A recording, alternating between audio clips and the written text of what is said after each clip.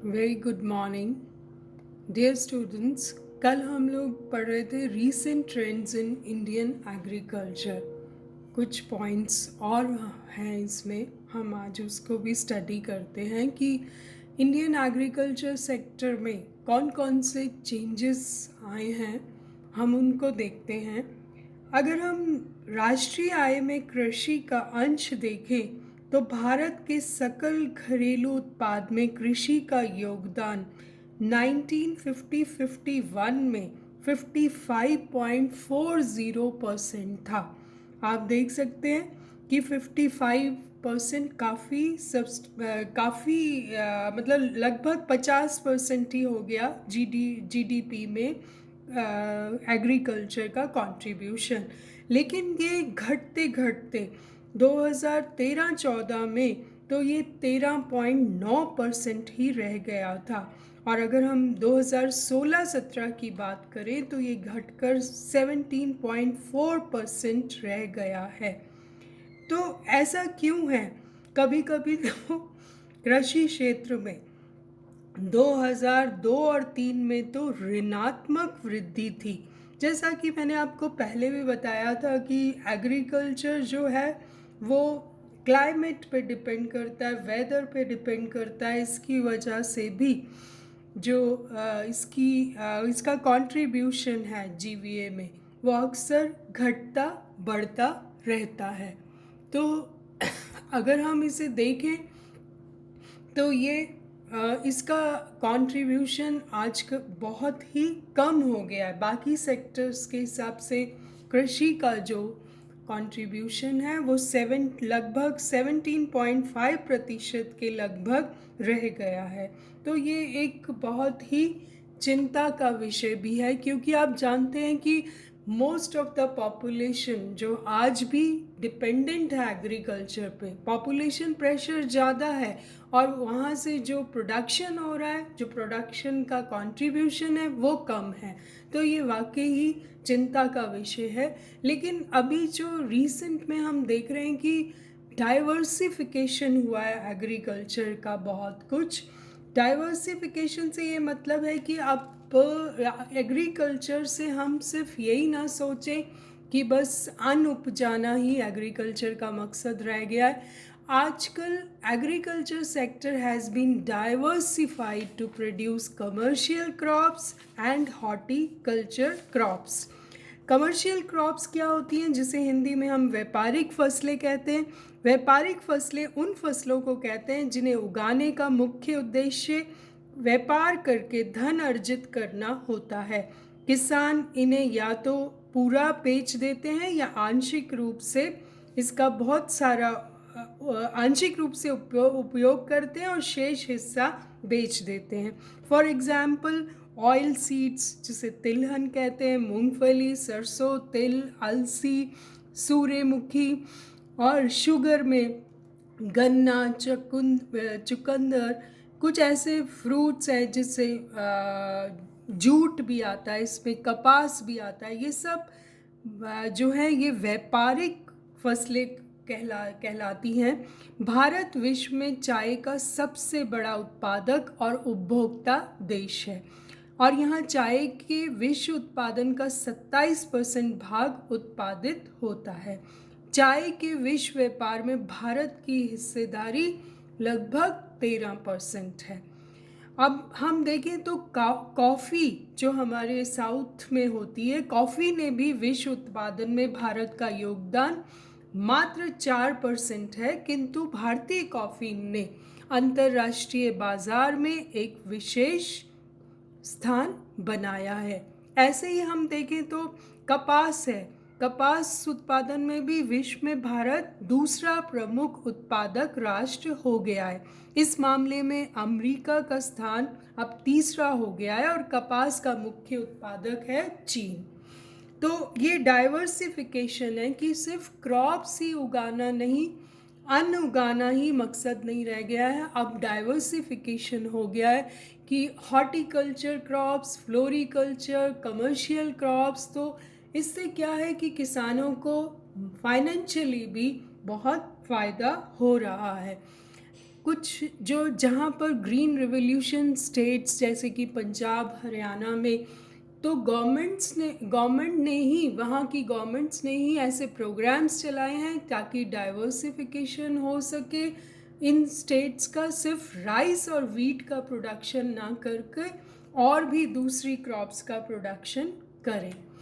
जैसे कि increasing trend इन horticulture output. India जो है वो लार्जेस्ट प्रोड्यूसर है फ्रूट्स का और सेकंड लार्जेस्ट प्रोड्यूसर है वेजिटेबल्स का। तो बागवानी फसलें, जिसे हम हिंदी में बागवानी फसलें कहते हैं, उसका भी देश में रिकॉर्ड उत्पादन हो रहा है। अभी जो किसानों का रुझान जो है इसकी तरफ बढ़ता जा रहा है। आपको जान के ये हैरानी होगी कि इसका कुल उत्पादन अब खाद्यान्नों के उत्पादन को पीछे छोड़ चुका है और 2012-13 में पहली बार देश में बागवानी फसलों का कुल उत्पादन खाद्यान्न उत्पादन की तुलना में अधिक रहा था। अगर हम आर्थिक समीक्षा 2016-17 की बात करें तो वर्ष 2012 से 14-15 के मध्य बागवानी फसलों के उत्पादन में 10% की वृद्धि दर्ज की गई थी, जबकि इसी अवधि में खाद्यान्नों के उत्पादन में केवल 6% की वृद्धि हुई है। तो बागवानी फसलें कौन सी हैं? फल व सब्जियां, मसाले, फूलों का उत्पादन भी इसी में शामिल किया जाता है। भारत में कुल बागवानी उत्पादन में लगभग 90% भाग फलों व सब्जियों के उत्पादन का है, जिसके चलते फलों व सब्जियों के उत्पादन में भारत विश्व का दूसरा बड़ा उत्पादक देश बना हुआ है। इस मामले में हम देखें तो स्पाइसेस, कौन से प्रदेश हैं जो स्पाइसेस यानी कि मसालों का उत्पादन सबसे ज़्यादा करते हैं? तो वो हैं गुजरात, मध्य प्रदेश, आंध्र प्रदेश, राजस्थान। और अगर हम देखें तो 2016-17 में अबाउट 300 मिलियन टन्स प्रोडक्शन हुआ था हॉर्टिकल्चर का, यानी कि फ्रूट्स, वेजिटेबल्स, मसाले, इन सब का रिकॉर्ड प्रोडक्शन इंडिया में हुआ था। अब हम देखें तो सब्जियों के प्रमुख उत्पादक राज्य कौन से हैं? उत्तर प्रदेश, बंगाल, मध्य प्रदेश, गुजरात और बिहार। जबकि फलों के मुख्य उत्पादक राज्य हैं उत्तर प्रदेश, आंध्र प्रदेश, महाराष्ट्र, गुजरात और कर्नाटका। तो इस तरह से बागवानी में भी भारत ने बहुत अच्छी वृद्धि, किसानों का रुझान इन फसलों की तरफ भी बढ़ा है। फ्लोरिकल्चर भी एक बहुत इम्पॉर्टेंट एस्पेक्ट हो गया है आजकल एग्रीकल्चर का। About 31,000 hectares of land spread over Karnataka, Tamil Nadu, Andhra Pradesh, West Bengal are under flower production. आप जानते हैं कि total production of flowers during 2007-8 was 0.87 million tons of loose flowers and 803.5 million of cut flowers। यहाँ मैं आपको बताना चाहूँगी कि लूज फ्लावर्स और कट फ्लावर्स में क्या फ़र्क है। कट फ्लावर्स का संदर्भ तो ऐसे फूलों से है जिसे तने के एक हिस्से के साथ काटा जाता है, जिसका गुलदस्ता जब हम बनाते हैं तो उसका तना भी साथ में होता है, जैसे गुलाब, लेवेंडर, सूरजमुखी। लेकिन लूज फ्लावर्स से कैसे फ्लावर्स होते हैं? जो कि पौधे से तने के बिना निकाला जाता है, जैसे कि मोगरा, मैरीगोल्ड। तो कुछ स्टेट्स ऐसे हैं जहाँ बहुत ज़्यादा फूलों का प्रोडक्शन होता है, जैसे कि Tamil Nadu achieved first place in production of flowers in 2013 and 14। तो हम देख सकते हैं कि फ्लोरिकल्चर भी बहुत इम्पॉर्टेंट लेकर एग्रीकल्चर का एस्पेक्ट हो गया। और उससे भी एक और है फूड प्रोसेसिंग। आपने सुना होगा फूड प्रोसेसिंग, खाद्य पदार्थों को अन्य रूपों में बदलना फूड प्रोसेसिंग कहलाता है, जैसे कि transformation of agriculture products into other forms. जैसे कि बहुत से फ्रूट्स और वेजिटेबल्स पेरिशेबल होते हैं, जल्दी ख़राब हो जाते हैं, तो हमें उनको प्रोसेस करके रखना पड़ता है और this has given huge numbers of employment and improving agriculture productivity.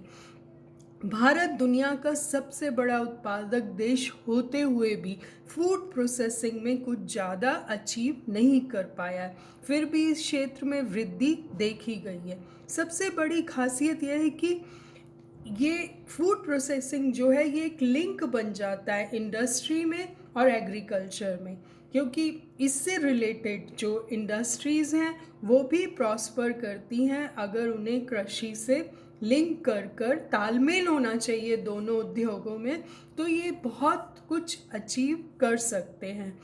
एक रिपोर्ट आई थी उद्योग मंत्रालय की, उनके अनुसार लगभग 12.8% लोगों को रोजगार देता है, अभी भी फूड प्रोसेसिंग इंडस्ट्री मानी गई है, और ये 12.8% को जो कि रजिस्टर्ड है उनको रोजगार देता है, और असंगठित क्षेत्र में 7% लोगों को फूड प्रोसेसिंग इंडस्ट्री एम्प्लॉयमेंट देती है। अब इसमें जो प्राइमरी प्रोडक्ट्स हैं वो चावल, चीनी, खाद्य तेल, आटा, और फूड प्रोसेसिंग में हम कौन सी आइटम ले लेते हैं, dairy products, bakery products, chocolates, अचार, जूसेस, मुरब्बा, सॉसेस, चीज़, पनीर, ब्रेड, केक, यानी कि जो भी आपको मार्केट में मिलता है कहीं ना कहीं वो प्रोसेस होकर उसका रूप बदल दिया जाता है और वो सामान हम खरीदते हैं। तो ये एक बहुत बड़ा इंसेंटिव है, अगर किसानों को अपने प्रोडक्ट्स का अच्छा मूल्य मिले तो वो इस उनके लिए ये बहुत बड़ा सुअवसर है। लेकिन कुछ कमियों की वजह से इसका विस्तार नहीं हो पाता, क्योंकि गोडाउन्स की कमी है, भंडारण यानी कि कुछ चीज़ों के लिए कोल्ड स्टोरेज चाहिए, ट्रांसपोर्टेशन चाहिए, फिर पैक हाउसेस चाहिए, क्योंकि पैकेजिंग इसमें बहुत बड़ा रोल प्ले करती है। तो ये कुछ प्रॉब्लम्स हैं, लेकिन गवर्नमेंट ने बहुत सारे इंसेंटिव्स दिए हैं। इंडस्ट्री जो इस तरह की इंडस्ट्री है उसे एक्साइज ड्यूटी से फ्री किया है, तो इससे ये अगर आइटम्स लार्ज अमाउंट में बनने लग जाएं तो एग्रीकल्चर एक्सपोर्ट को बहुत वृद्धि होगी, उसमें बहुत इंक्रीज़ हो जाएगा, प्लस एम्प्लॉयमेंट फैक्टर जो है वो भी बहुत इम्प्रूव होगा, क्योंकि already we have seen the pressure of the people on agriculture. तो जब उन लोगों को अगर ये साइड बाय साइड ऑक्यूपेशन मिलेगा फूड प्रोसेसिंग का, तो definitely will have a better prospects in agriculture sector, क्योंकि ये उसी से लिंक्ड है। तो आपने देखा कि कितना चेंजेस आए हैं, हमने हर चीज़ को देखने की कोशिश की है। आप इस वीडियो से अपने नोट्स भी तैयार कर सकते हैं। इतनी लेटेस्ट अपडेट्स बुक्स में अवेलेबल नहीं होती, आप खुद अब मैं भी आपको PDF में नोट्स अवेलेबल करा दूंगी, और आप उसमें और ऐड करें और पढ़ें और बेसिक बुक्स लें और उनसे इन नोट्स में ऐड करके अपना आंसर प्रिपेयर करें। Thank you so much. ये टॉपिक यहीं ख़त्म होता है।